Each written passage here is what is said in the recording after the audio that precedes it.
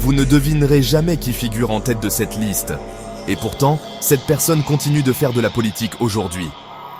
Salut tout le monde, aujourd'hui on plonge dans l'univers sombre de la corruption politique française et croyez-moi, vous allez être choqués par certains noms. Restez jusqu'à la fin parce que le numéro 1 va vous faire tomber de votre chaise.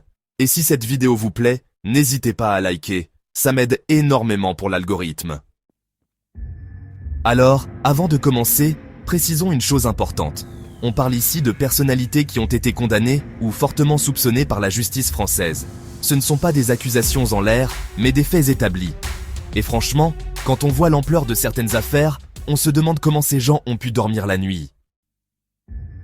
Commençons par Jacques Chirac. Oui, l'ancien président. L'affaire des emplois fictifs de la ville de Paris lui a valu une condamnation en 2011 pour détournement de fonds publics. On parle de millions d'euros détournés pour financer des campagnes électorales.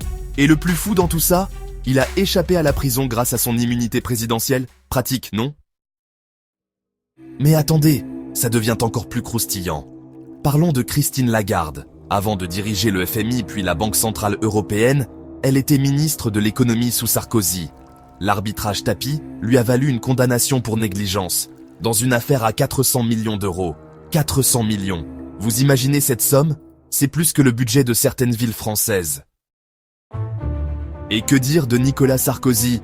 Lui, c'est le champion toute catégorie. Affaire Bettencourt, financement libyen, écoute téléphonique.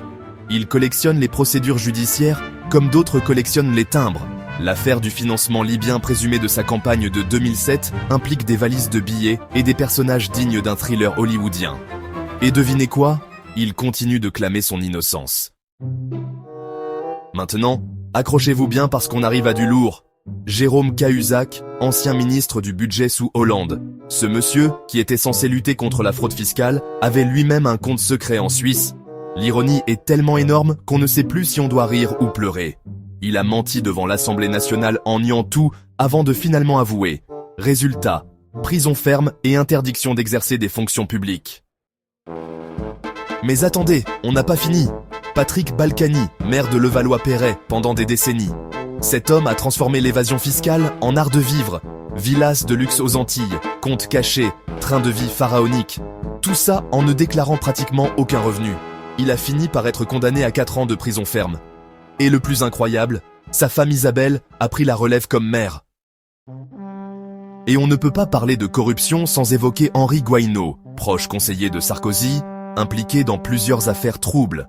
Ou encore Claude Guéant, ancien ministre de l'Intérieur, condamné pour ses primes en liquide de 10 000 euros par mois. 10 000 euros par mois en espèces. Qui paye ses courses en billets de 500 euros de nos jours.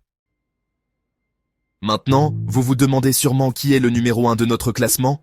Eh bien, c'est quelqu'un qui cumule à la fois l'ampleur des sommes détournées, la durée des faits et l'impact sur la société française.